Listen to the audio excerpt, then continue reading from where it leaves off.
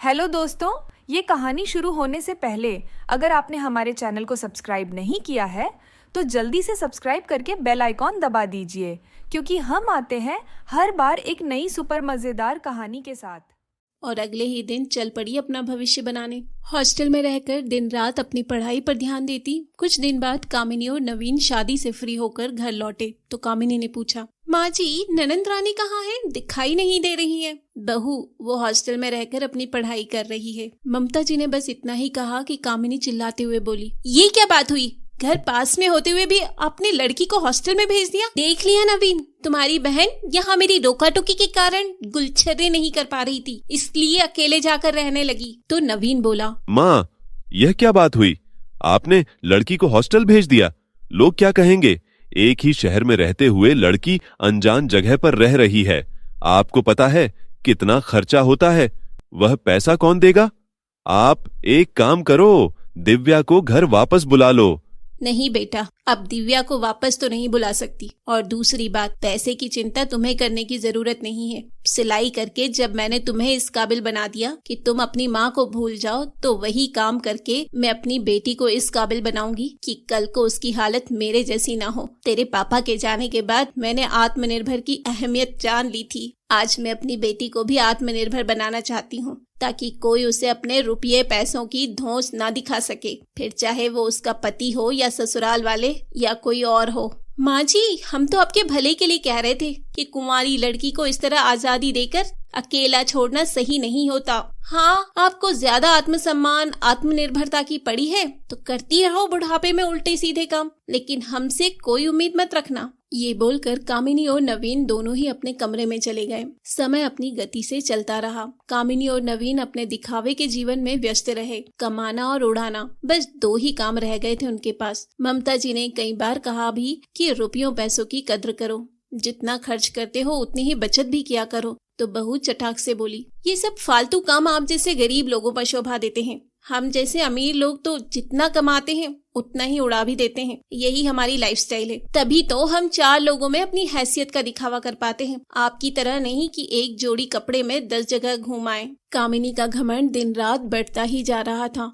अब जब ख्वाहिशें इतनी बढ़ गई थी तो उन्हें पूरा करने के लिए पैसों की जरूरत भी पड़ती है। अब दिन ब दिन कामिनी अपने मायके में अपने पिता पर दबाव डालने लगी। आए दिन महंगे महंगे कपड़े खरीदती, लेकिन शॉपिंग का बिल अपने पिता के खाते में डाल देती। अपने ससुराल में न रहकर ज्यादातर मायके में पड़ी रहती। एक बार उसकी माँ ने कहा, बेटा, अब तुझे अपने ससुराल पर भी ध्यान देना चाहिए। अगर हमेशा यूं ही मायके में रहोगी तो ममता जी क्या सोचेंगी? इस पर कामिनी बोली, माँ, पहले तो आपने उन भूखे नंगे लोगों के घरों में मेरी शादी कर दी। वहाँ पर मेरे स्टैंडर्ड के हिसाब से कोई सुख सुविधा नहीं है। और वैसे माँ, मेरी छोटी बहन पूजा भी तो आती जाती रहती है, आप उसे तो कुछ नहीं कहती हो? कामिनी ने गुस्से से कहा। तो उसकी माँ बोली, बेटा, तू पूजा की बराबरी मत कर। वो तो अपने ससुराल में बहुत अच्छे से रम गई है, और ना ही छोटे दामाद जी कभी हमसे कोई मदद मांगते हैं। और यहाँ नवीन ऑफिस में कुछ काम तो करते नहीं है, ऊपर से तनख्वाह के साथ अनावश्यक खर्चे भी जोड़ कर दिखाता है। अपने घर जाने के बजाय हमारे घर पर ही पड़ा रहता है। वो तो दामाद है, इसलिए हम कुछ नहीं कहते, वरना तेरे पापा ये सब बर्दाश्त करते करते थक गए हैं।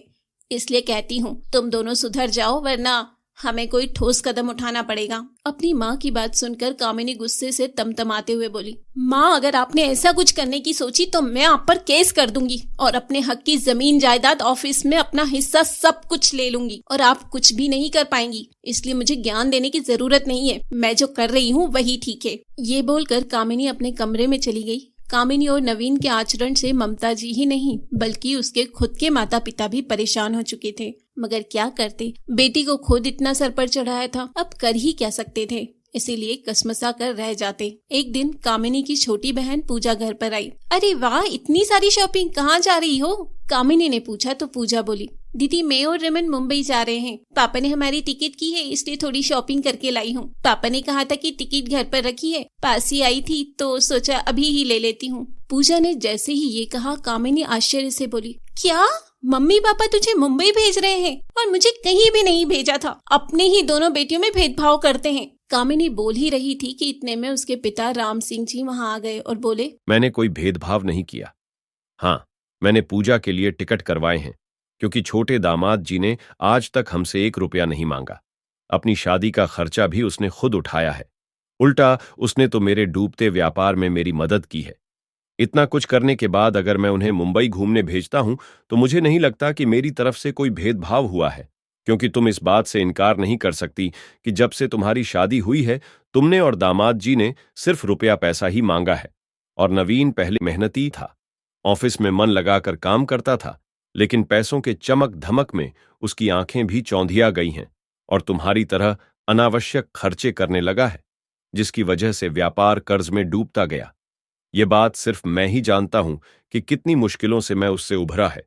इसीलिए अब मैं तुम्हें और नवीन को अपनी जायदाद में से बेदखल करता हूं, क्योंकि ऐसे निठल्ले लोगों की मुझे जरूरत नहीं है। इसीलिए अभी अपना बोरिया बिस्तर यहां से बांध ले और निकल जाओ मेरे घर से।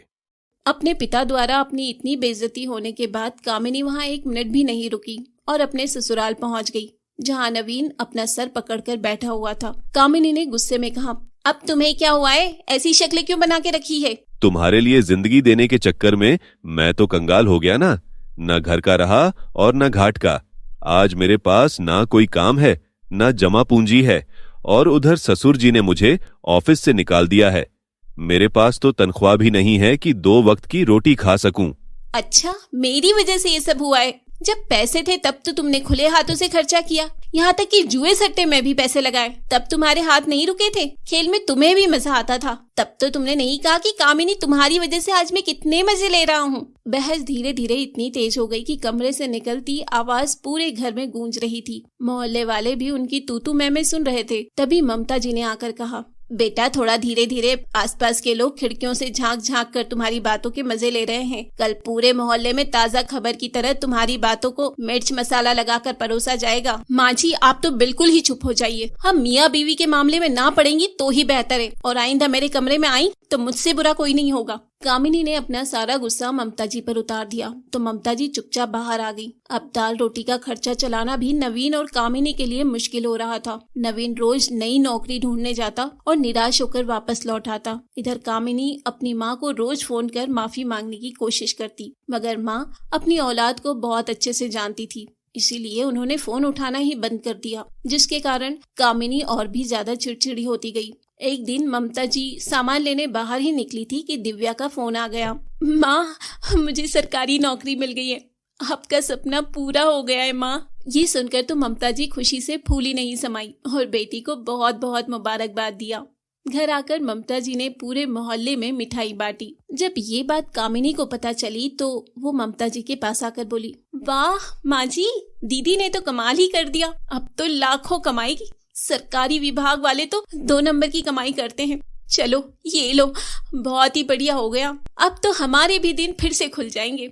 माँ जी, हम दीदी का स्वागत ऐसा सूखा सूखा नहीं कर सकती। आज तो मैं खुद अपने हाथों से दीदी की पसंद का बेसन का हलवा और मटर कचौरी बनाऊंगी। ममता जी आज पहली बार बहू के मुंह से ऐसे प्यार भरे शब्द सुनकर रो पड़ी और बोली, बहू तुम्हें जो अच्छा लगे वो कर लो, क्योंकि आज तक तुम वही करती आई हो। मैं तो अपनी बेटी का इंतजार कर रही हूँ, बस उसे देख लूं जिसे अपने कलेजे पर पत्थर रखकर एक ही शहर में रहते हुए अपने से दूर रखा था। बोलते बोलते ममता जी फपक फपक कर रो पड़ी। इतने में गाड़ी की आवाज आई तो ममता जी ने जल्दी से अपने आंसू पोंछे और आरती का थाल लेकर दरवाजे की तरफ दौड़ पड़ी। पीछे से कामिनी और नवीन भी फूलों की माला लेकर स्वागत में खड़े थे। दिव्या का बड़े मान सम्मान के साथ स्वागत हुआ। खाने पीने में इतनी वैरायटी देखकर दंग रह गई। एक समय था जो घर में रोटी सब्जी भी सुकून से नसीब नहीं होती थी, वहाँ आज हलवा पूरी बनाया गया था। जो भाभी कभी 2 बोल मीठे नहीं बोली, आज उसकी जुबान पर मिश्री घुल रही थी। दीदी आप तो कुछ खा ही नहीं रही, लीजिए ना बेसन का हलवा, आपको बहुत पसंद है ना, आपको तो पूरा खत्म करना पड़ेगा। बोलते हुए कामिनी ने 2 चम्मच उसकी थाली में और रख दिया। दिव्या, तेरी भाभी ने बड़ी मेहनत से बनाया है, जरा बता तो कैसा बना है, और अगर कुछ और फरमाइश हो तो बता दे, अभी पूरी कर देगी। अपने भाई का बदला हुआ स्वभाव देखकर दिव्या बोली, भैया फरमाइश तो मैंने आज तक की ही नहीं, वरना भाई तो अपनी बहनों को अपनी आंखों से ओझल नहीं होने देते। और आपने तो हॉस्टल आकर कभी मेरी खोज खबर भी नहीं ली। पूरे 2 साल हो गए आपको राखी और टीका किए हुए। हर बार आपका इंतजार किया मगर आप नहीं आए। अरे बहन, पुरानी बातें छोड़ उस समय में व्यस्त था। तू तो जानती है, धंधा पानी बंद हो गया। अभी प्राइवेट नौकरी कर रहा हूं, इतना पैसा नहीं होता, तू समझ। लेकिन अब तू हमारे पास आ गई है तो देखना, हमारे दिन भी खुल जाएंगे। अब जो तू कहेगी वह मैं तेरे बोलने से पहले ही लाकर तेरे कदमों में रख दूंगा। भाई की बात सुनकर दिव्या ने एक लंबी सांस ली।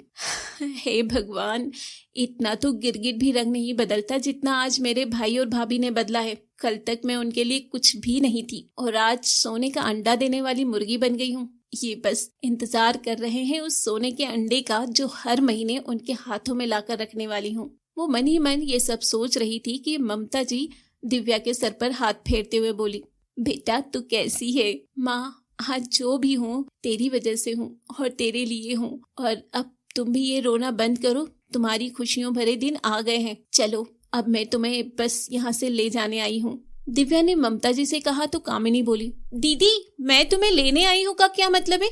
आपका अच्छा है, आप हम सबको कहीं घुमाने ले जाना चाहती हैं। एक काम करते हैं, मॉल चलते हैं, फिर वहीं से आइसक्रीम खाएंगे। बस आप 10 मिनट रुको, मैं अभी आती हूँ। बोलकर कामिनी जल्दी से अंदर चली गई। थोड़ी देर बाद दिव्या ने अपनी माँ को गाड़ी में बिठाया।